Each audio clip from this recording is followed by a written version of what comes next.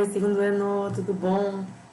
A gente agora está se encontrando para falar de um outro sistema que a gente vai construir. Estamos caminhando nessa disciplina maravilhosa de AMAS. Então, lembrando que a nossa disciplina ela envolve água, ar e solo. Então, a gente tem que pensar em não só água potável e análise microbiológica de laboratório. A gente tem que pensar em análise ambiental. E quando a gente fala de análise ambiental, a gente tem que começar a se adequar a essa realidade de pandemia. Então, agora, então, direto do plano da nossa disciplina, né? Então, veja aqui. Competências da nossa disciplina, né? Discriminar procedimento de segurança, distinguir grupos de micro-organismos, sua atuação no meio ambiente, técnicas de cultivo e análise, identificar danos ambientais e aplicar técnicas de biorremediação, identificar parâmetros de qualidade ambiental de recursos, caracterizar recursos hídricos. Veja, a nossa disciplina está muito amarrada em corpos hídricos e biorremediação. Então, mesmo à distância, a gente vai ter que olhar para isso do mínimo que der de experimentação. Então, a gente vai, do mesmo jeito que fez nos outros experimentos, a gente vai seguir firme e forte com um experimento próximo da nossa realidade. E além desse experimento, a gente vai tentar analisar em estudos de caso qual é a proximidade, né, disso com o mundo analítico e o mercado de trabalho, não só pensando em, eu vou sair da ETEC e vou trabalhar com isso, trabalhar para ganhar dinheiro, né? Mas às vezes você vai seguir a sua carreira acadêmica, vai seguir um caminho das ciências da natureza e em algum momento você pode pensar em análise de água. Então, pensar em análise de água e corpos hídricos é importante como um cidadão crítico. Lembra lá o que é o nosso projeto no Parque do Piqueri. Então, o Parque do Piqueri, ele é um corpo de água completamente eutrofizado, impactado. Então, vou passar um pouquinho, olha aqui. Então, por que a gente está estudando, né, sistema aquático? Então, olha aqui, aqui é um ambiente aquático, um sistema aquático muito parecido com o que vocês vão construir, onde existe a inserção de comida, peixes, que geram amônia. Essa amônia demanda, né, que haja a decomposição desse material tóxico pelos micro-organismos. E as plantas também têm uma capacidade aí de absorver esses nitratos. Então, é por isso que a gente vai inserir uma planta ou uma alga no nosso sistema aquático. Então, a gente tem mudanças nos corpos hídricos quando a gente tem um incremento de muita comida, uma superpopulação de peixes ou de animais, que vai gerar uma grande demanda bioquímica desse oxigênio e desse nitrogênio. Então, o ciclo do nitrogênio, a gente tem que lembrar que nesse ciclo a gente tem a produção da amônia, a nitrificação, a denitrificação. Então, a amônia é o composto mais tóxico para os seres que habitam esse ambiente. Então, olha aqui mais ilustrado, tá? Então, aqui a gente tem um ambiente onde a gente consegue encontrar plâncton e microalgas. Essas algas morrem, e isso é uma biomassa. Peixes, aqui é uma tilápia.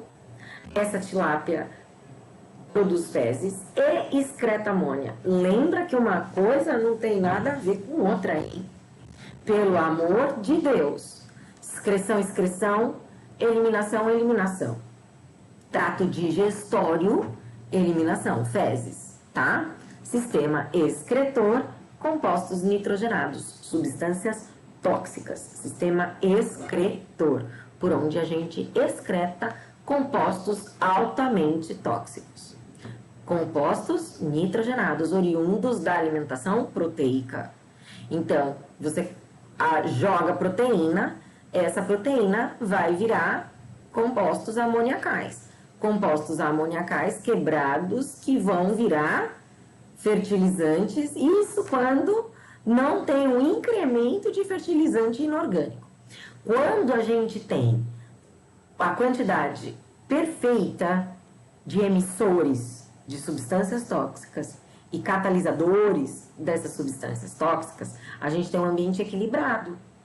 Então, a gente vê que é um próprio fertilizante. A eliminação alimenta, vira nutriente para esses micro-organismos que separam, que decompõem essa matéria e deixam, isso vai perdendo capacidade tóxica. Então, conforme vai perdendo a capacidade tóxica, vai existindo uma demanda de oxigênio. Então, o NH2 vira NH3, que vai mudando seus compostos para que vocês consigam entender que a demanda do oxigênio é causada para que exista a formação de compostos menos tóxicos. Então, todos eles vêm da alimentação. Aí, outras coisas que acontecem, né? Que são matérias-primas também que incrementam de nitrogênio a água e os corpos hídricos. Então, os animais que fazem muda, então, por exemplo, os crustáceos, quando fazem muda, geram uma sobra, né, de carapaça. Isso quando não... Aqui é um exemplo por causa do crustáceo. Se não fosse crustáceo, se fosse um anfíbio, seria resto de pele do anfíbio. Se não fosse o resto de pele do anfíbio, seria escama do peixe. Existe sempre uma sobra de biomassa de revestimento desses organismos que habitam o ambiente aquático. Então, do mesmo jeito que você, quando está aí vivendo sua vida, penteia o cabelo, cai um cabelo no chão, você está fazendo a composição da biomassa que vai para o chão da sua casa a partir de restos de epitélio. Então, resto de pele é o que mais compõe a poeira da nossa casa. Então, nós, seres terrestres, temos essa decomposição de biomassa de epitélio e isso é proteína. Essa proteína vai ser quebrada em compostos amoniacais, que por sua vez vão virar compostos nitrogenados, mais tóxicos até adquirirem mais oxigênio e irem perdendo esse potencial tóxico. Por isso que o nitrogênio aumenta a DBO, aumenta a demanda bioquímica do oxigênio, tá? Para que não haja toxicidade para o bio, da demanda bioquímica do oxigênio, tá? Ou demanda biológica do oxigênio. É porque a gente está querendo dizer que é a vida que está demandando aquele oxigênio para metabolizar aquele composto tóxico. Então, pensa que é como um organismo numa escala macro, que você está vendo um equilíbrio do que se gera de composto nitrogenado como um fertilizante natural para que esses micro-organismos consigam decompor e você tenha biomassa de micro-organismos aqui, as bactérias autotróficas, né, fazendo essa produção para que o ambiente fique saudável e em equilíbrio, tá? Então, aí vamos pensar que em uma situação como o exemplo que eu comecei a falar lá do piqueri, ele não está em equilíbrio ambiental, porque tem mais peixe do que deveria, mais tartaruga do que deveria, então recebe mais carcaça, carapaça, fezes, algas mortas, algas vivas, então recebe um aporte excessivo de nutrientes, tá? Então, aí a gente vai ter que pensar em remediar esses corpos que não estão nesse equilíbrio maravilhoso de um ecossistema completo. Então, a gente pode pensar primeiro na biorremediação. Então, a biorremediação é quando tem um agente biológico, alguém vivo aí, ajudando a tirar esse excesso, tá? Então, aqui nessa primeira fotinho aparecia uma planta. A planta é um agente biorremediador, é o que eu tentei fazer no piqueri. A gente provou que é possível um sistema biorremediador, fitorremediador, quer dizer, uma planta tirando o excesso de nutrientes da água. Beleza, uma planta aquática. Por que lá não deu certo? Porque quando a gente insere essa planta, tem tanta vida lá embaixo, tem tanto peixe, tartaruga, tem tanto bicho lá, louco de vontade para comer essa planta. Quer dizer, tá faltando recurso para esse excesso de organismos aí. A prefeitura não maneja esses animais, eles esperam que por A mais B, esse excesso de animais populacional, essa população de animais caia porque vai morrer porque faltou animais, faltou comida. Então, a fitorremediação na Lagoa do Piqueri, ela é viável, mas ela não deu certo. A gente provou que funciona, em 2014 funcionou, quando não existiu o excesso de animais. Agora que tem o excesso de animal, aquela fitorremediação não é tão interessante, porque você vai dar de comer para as tartarugas que, se bobear, vão se reproduzir mais e fica esse eterno, não dá para jogar por esse lado. Então, como que a gente vai tentar continuar biorremediando o piqueri, fitorremediando o piqueri? Agora a gente vai tentar usar a semente de uma planta que chama moringa. Essa planta, a semente dessa planta tem um alto poder, né, de decantar essa microalga excessiva. Então a gente vai tentar fitorremediar com um agente que não é alimento da fauna excessiva, desequilibrada daquele ambiente.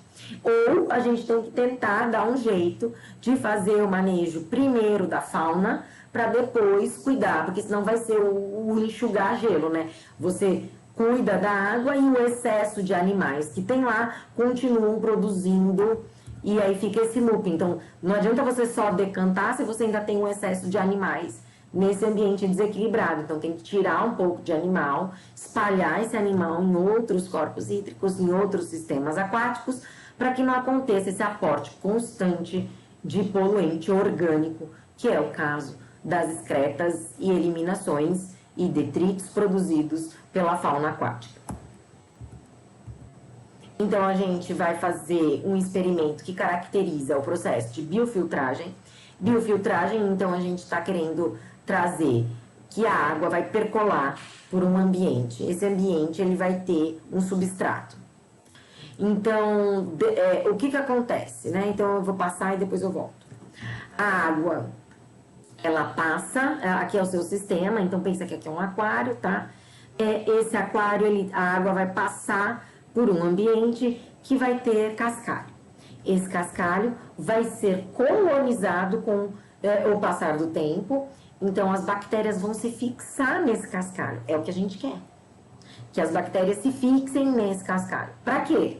Para, conforme a fauna, os animais que você introduzir nesse ambiente forem produzindo nitrogênio, essas bactérias vão dando conta de metabolizar isso e o ambiente vai ficar equilibrado. Por isso que a gente não vai montar um aquário, a gente vai montar um sistema aquático. Então, nesse sistema, a gente quer que a água passe por uma estação de tratamento. Uma estação de tratamento sendo filtrada pela vida. Os micro-organismos que deveriam morar lá no solo dos ambientes naturais, a gente vai colocar numa caixinha de filtro.